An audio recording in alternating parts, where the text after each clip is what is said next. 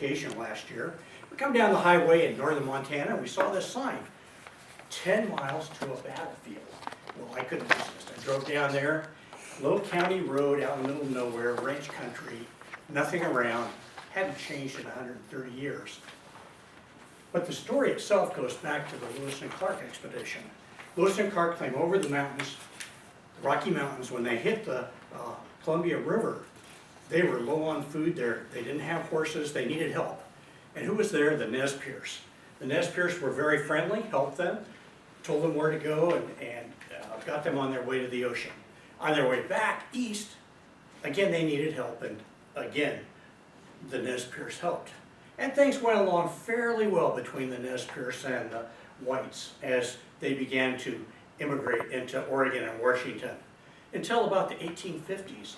And then the white people became hungry for the Indian land. And they drove the Indians off their land into a reservation. But Chief Joseph and many of the Nez Perce resisted. They didn't want to do that. They wanted to retain their traditional ways, and which meant they went high in the mountain meadows in the summer to graze their horses, and then down in the canyons and low country in the wintertime to stay down there where it was warmer. Finally, in 1877, you have to go ahead and pass out the, oh yeah, everybody has that now. 1877, the Army said, okay, you've got to go on the reservation. And they started assembling the Army to force them there. Well, they gathered their horses, maybe 2,000 horses with 700 people, and they headed for the reservation. They had to go across a very steep river, the Snake River. It was in flood season. They managed to get across. And as they were nearing the reservation, a couple of the young men were drinking some alcohol, and they remembered there was a white man that lived nearby, and he'd killed their father, and they had never received any justice. We're going to go kill that guy. So they went over there to kill him, but they couldn't find him, so they just killed some other white people instead.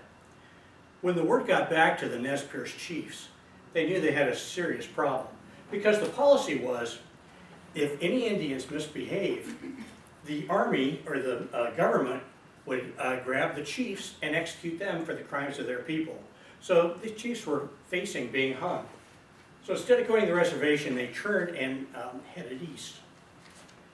Well, you can see there was a few battles on the way, and over a period of about 3 months, they went across Idaho through some very, very rough terrain in Montana, Idaho, and Wyoming, and finally ended up on the Great Plains and headed north. They wanted to get up to Canada where Sitting Bull was. Now, if you remember, 1 year before, the Sioux Indians had a big fight at the Little Bighorn, and Sitting Bull and Crazy Horse had wiped out Custer.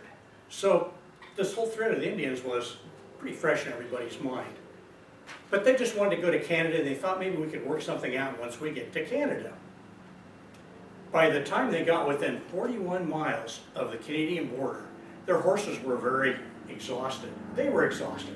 They had all these women and children. They had to pack all their belongings every day to get on the trail and march. Now, Chief Joseph was not a war chief. He was the guy that organized the camp, got everybody started in the morning, made sure that everybody stayed together on their travels, and made sure that everybody was organized when they went in the camp at night. But they thought, well, we can tarry here for a bit of time. We're very tired. We're almost within sight of the border. And we know that General Howard is quite a ways behind us. We outran him quite a while ago. We're safe. But what they didn't realize was that General Howard had passed word to Colonel Miles. And Colonel Miles and his troops were to intercept. And that's what they did. And the Indians were totally unaware, and all of a sudden this cavalry comes charging in, runs off all their horses, and tries to overrun them. But were not successful. 2 cavalry charges resulted in quite a bit of loss of Army lives. And so then it settled down to a siege. Well, I was there the same time of year that this happened, and the wind was blowing and it was a little chilly, but it wasn't that bad. But apparently then there was actually ice, and it was cold at night, and it was pretty miserable. So after about 4 days, nothing much was happening, and finally Chief Joseph realized, yeah, we've got to give up. We have to surrender. And so allegedly, I'll pass these pictures of what Chief Joseph looked like around here. If you want to pass those, take a look and pass those around. So Chief Joseph apparently made this little speech, and this is not totally historically verified, but he probably had these kind of ideas. Said, I'm tired of fighting. Our chiefs are killed, Looking Glass is dead, 10 Hook Shoot is dead, the old men are all dead. It is the younger men who say yes or no. He who leads the young men is dead. It is cold and we have no blankets.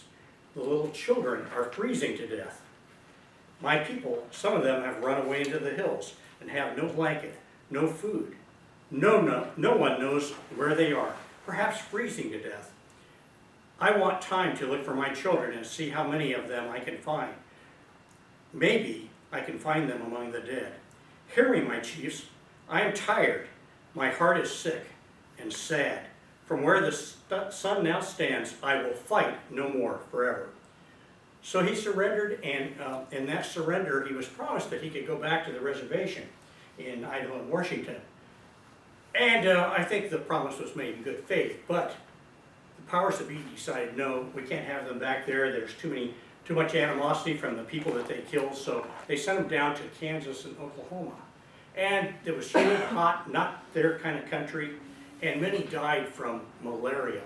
And after, I think it's about 5 or 6 years, they finally were sent back to Washington, but not to their ancestral homes, but up to northern Washington near the Canadian border.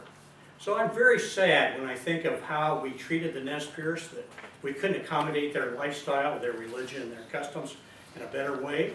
But I also want to encourage you, when you're driving down the highway and you see a sign, and it looks like it might be interesting, take that turn off and find something interesting to see.